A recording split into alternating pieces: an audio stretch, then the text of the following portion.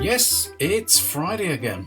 It's Friday the 27th of June. This is the Sustainable Futures Report, and I'm Anthony Day. Welcome, thank you for listening, and thank you for boosting listener numbers to record levels this month. Whatever we do, whatever we suffer, pandemics, racism, urban terrorism, the climate is still in crisis and our environment continually abused.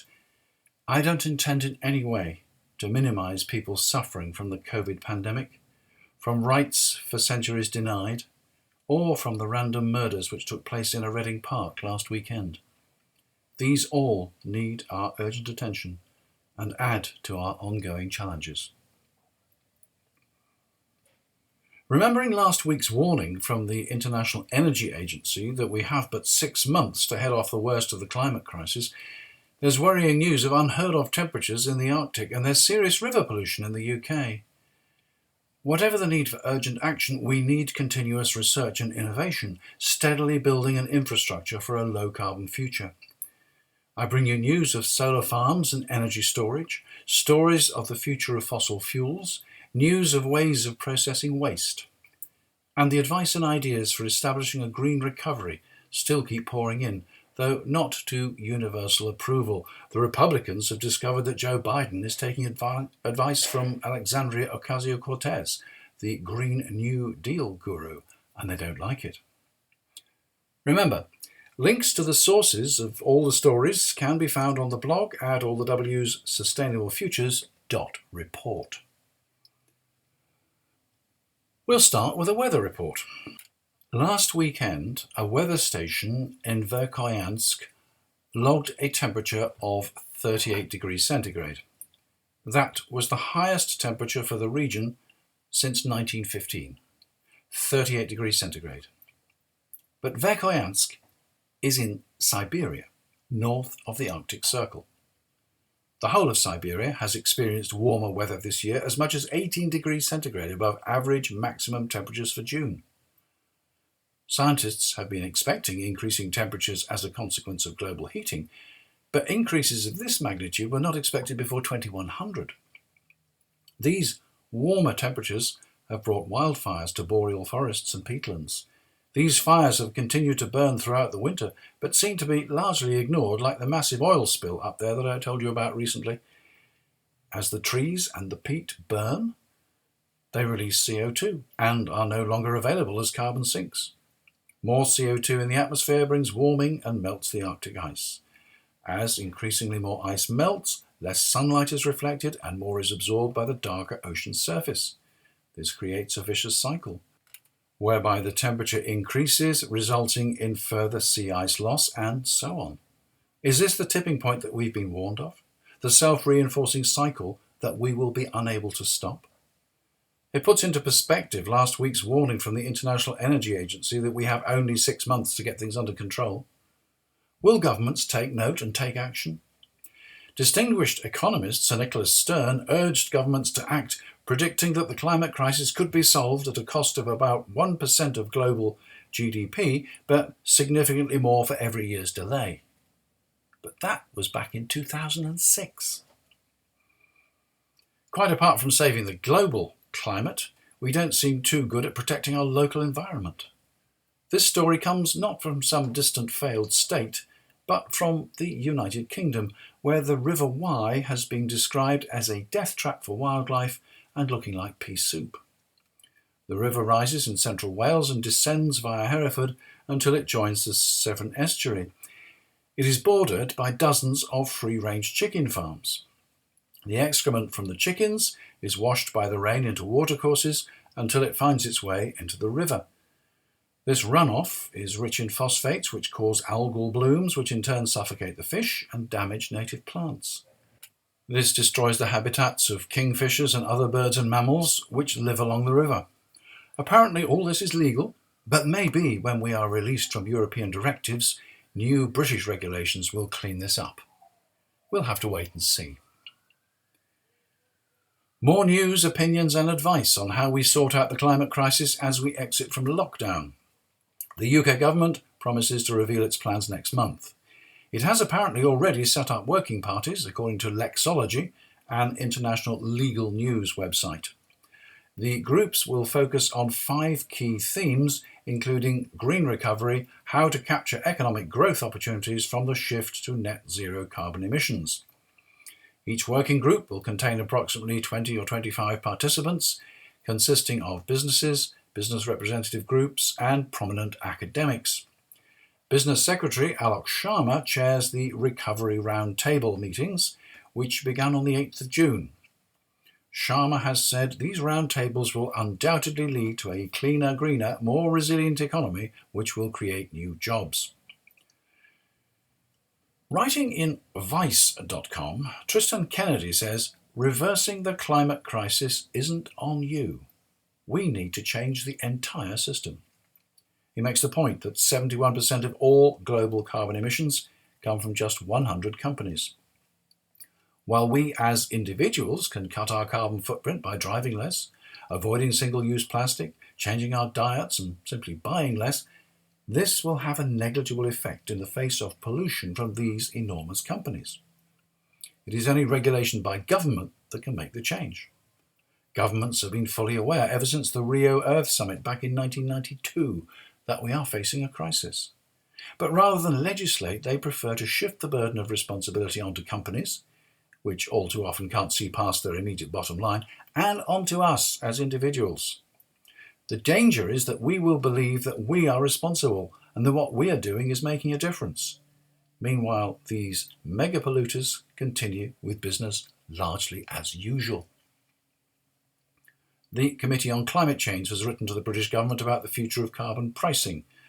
After leaving the EU, the country will no longer be part of the EU emissions trading scheme and will therefore have to set up its own mechanism. The committee warns that the proposals currently put forward by the government will not allow it to achieve its net zero target by 2050.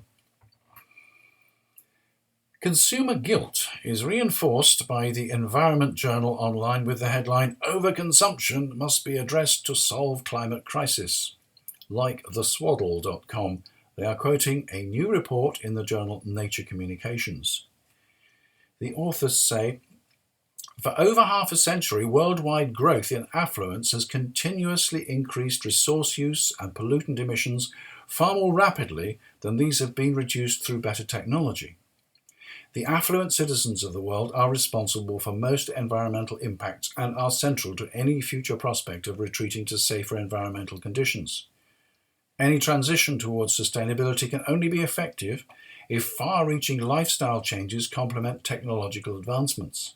However, existing societies, economies, and cultures incite consumption expansion, and the structural imperative for growth in competitive market economies inhibits necessary societal change.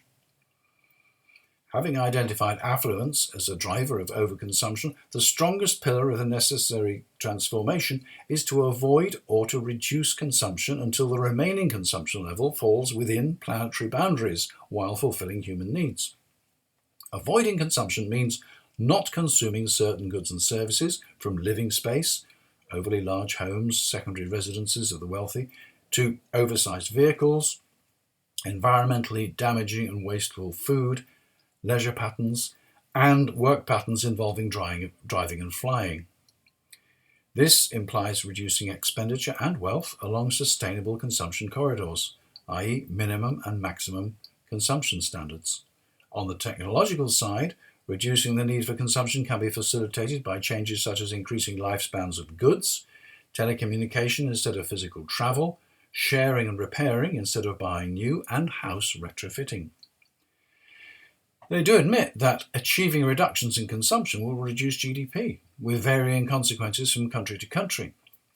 They explain how the current capitalist system is founded on consumer expectations and ambitions, leading them to consume to keep up with their peer groups, thus driving growth. The authors present alternative solutions. Some writers propose policy changes, including, among others, stringent eco-taxes or cap-and-trade systems, directed investments in green industries and public institutions, wealth redistribution through taxation and a maximum income, a guaranteed basic income and or reduced working hours. They believe this would work within a capitalist framework. More radical solutions are proposed by reformists, eco-socialists and eco-anarchists. They require policy changes as described above, but focus on a specific degrowth strategy with a major role for the state, although not for the anarchists. It's an interesting article and well worth a read. It's freely available and there is a link on the blog. The question is whether this will actually stop overconsumption and whether it will be incorporated in government policy or even the policies of the UK's Labour opposition. One of the authors, Julia Steinberger, has agreed to an interview. I'll bring it to you next week. There's always news on the energy front. The Shift Project, a French think tank, warns that the EU is likely to see an oil shortage by 2030. The volume produced by EU oil providers is expected to fall by 8% between 2019 and 2030. The production from Russia, from the former USSR countries and from Africa, which together supply 50% of the world's oil, is also in decline. Even though there will still be millions of barrels of oil in the earth, peak oil is now predicted for 2030 and supply will never reach that level again. As a result, countries which are slow to implement low-carbon policies, notably the introduction of electric vehicles, are likely to be subject to wild price fluctuations. Apparently, fossil fuels are not all over for everyone, and The Ecologist magazine complains that the British government has spent nearly £4 billion of UK public funding on fossil fuel infrastructure in the global south in the years since the Paris Agreement was signed. The government has revealed that 90% of the energy deals struck at the UK-Africa Investment Summit in January were in fossil fuels. Projects included fracking in Argentina and China, oil refineries in Bahrain, and power plants that run on heavy fuel oil and diesel in Cameroon, Kenya, Ghana, Guinea and Mali. Don't they know that global heating doesn't respect national boundaries? Says The Ecologist, these investments are made in the interests of private profit rather than the public interest, enforcing fossil fuel dependency on global south economies and frustrating attempts to tackle fuel poverty via a just transition to renewable energy. Support for fracking in Argentina? It's ironic that Energy Minister Kwasi Kwarteng let slip this week that fracking in the UK is effectively dead. Dead after millions of pounds spent on policing the exploration sites to exclude protesters. Dead after promises of millions of pounds to communities which would welcome fracking into their areas. Looking at renewable energy, I spoke last week about a major new solar farm in Kent in southeast England. More information on the project comes from Private Eye magazine. Their correspondent reveals that the developers of the site applied for a unit with over 50 megawatt capacity, and it now appears that the final size will be 350 megawatts. In addition, the development consent order gives them authority to deposit at sea plastic, synthetics and marine coatings, among other waste materials. How can this be permitted in the 21st century? The other aspect of the development is energy storage. The developers have also received permission to install more than 50 megawatts of electricity storage.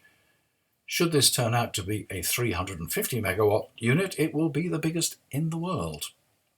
If this means a conventional battery, the outlook is not good. Quite apart from whether it is appropriate to locate the storage alongside the generation, storage batteries in other parts of the world have suffered terrible fires, releasing what Private Eye describes as ultra-toxic hydrogen fluoride. But maybe they don't intend to use conventional batteries at all. I've recently come across Highview Power, and you'll find a link to their website on the blog. Highview Power uses air to store energy from surplus and off-peak electricity. It uses the electricity to run a refrigeration plant which reduces the temperature of the air to the point that it liquefies and stores it in that state. When power is needed, liquid air is returned to ambient temperature, and as it gasifies, it releases energy to drive a conventional turbine which drives a conventional generator. Sounds simple, and of course there are no harmful or environmentally damaging emissions of any kind on the site. No risk of fire or explosion either, no need for rare earth metals or other chemicals as part of the storage process.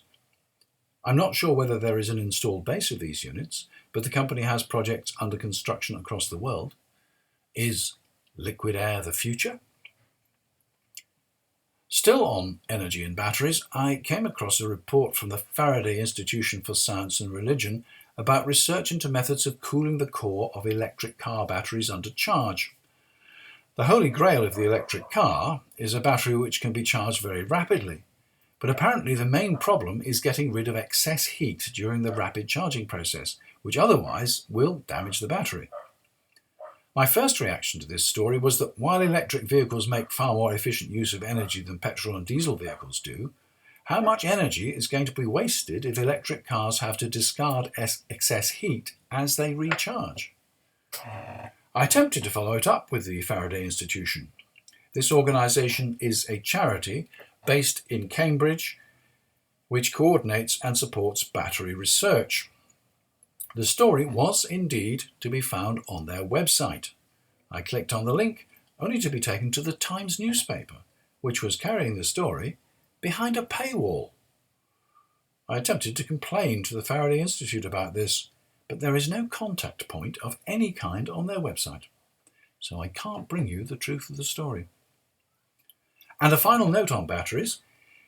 You can now get a kit to convert your VW Beetle to electric power. Looking at other sources of energy, although some will hotly dispute whether this is renewable energy, the East Rockingham Waste-to-Energy plant at Perth, Western Australia, will process 300,000 tonnes of the city's waste, leaving just 4% to be diverted to landfill. Waste goes in at one end, electricity comes out at the other. Along the way, particulates are scrubbed out of the flue gases and can be used for road construction or similar. By coincidence, this week I took a virtual tour of the Allerton Waste Recovery Plant in North Yorkshire. This has a lot of similarities with the plant in Perth, except that it has a vast waste treatment system on the front, long before anything gets into the furnace. Waste that comes into the plant has already had glass, paper, plastic bottles and metal containers removed by citizens who separate it for the curbside recycling collection. Even so, some of these materials are still put in the landfill waste, which is sent to the plant. This waste is mechanically sorted and separated into cardboard, plastics, ferrous metals, aluminium, glass and rubble. All of this is sent for recycling. Organic materials go into an anaerobic digester, and the digestate gas drives a generator which feeds electricity into the national grid. Everything else goes into a furnace, just like the one in Perth, raises steam and drives a turbine and generator, also supplying the grid. The residue which is sent to landfill is 3% of the input. Incinerators have a bad name and are not popular with environmentalists, but the Allerton plant is much more than an incinerator.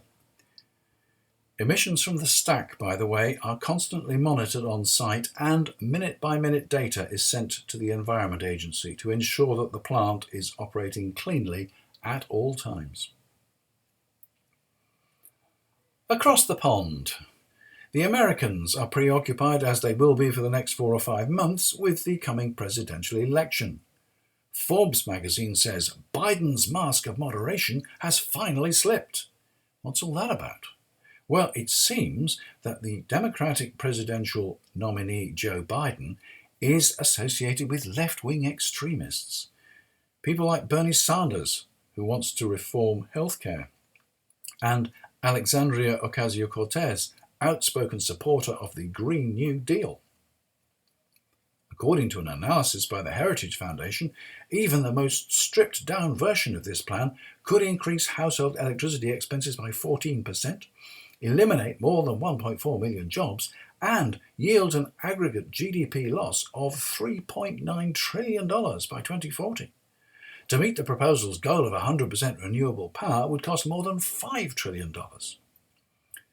The Heritage Foundation is a right-wing conservative think tank associated with the policies of Ronald Reagan and Margaret Thatcher. It is closely aligned with the Trump administration. In advertising a webinar entitled Freedom or Equality, the Key to Prosperity Through Social Capitalism, It explains that socialism, unnecessary interventionism, and other choices promise equal outcomes, but inevitably fail. Others may disagree with its analysis of the Green New Deal. And finally, this week, ZeroAvia made a 20-minute test flight in an electric-powered Piper M350 aircraft. Energy came not from batteries, but from a hydrogen fuel cell. Interesting development. The question must be, which has the higher energy density, batteries or hydrogen? Let's see how this develops. And that's it for another week. I'm Anthony Day, and that was the Sustainable Futures Report. I'm off to enjoy this amazing sunshine, which is probably damaging the planet, and to think about what I'm going to bring you next week. I've already decided that I'm going to take August off, but there are at least 5 more episodes between now and then. Thank you for listening. Thank you for getting in touch with ideas and suggestions. I haven't forgotten Stephen Gill. I am going to get back to you with a detailed response. And if the rest of you like the Sustainable Futures Report, please spread the word. And I hope together we can help to change the world in some small way. Mind you, we need a really big change, so don't give up. I'm Anthony Day. Have a great week. That was the Sustainable Futures Report. Bye for now.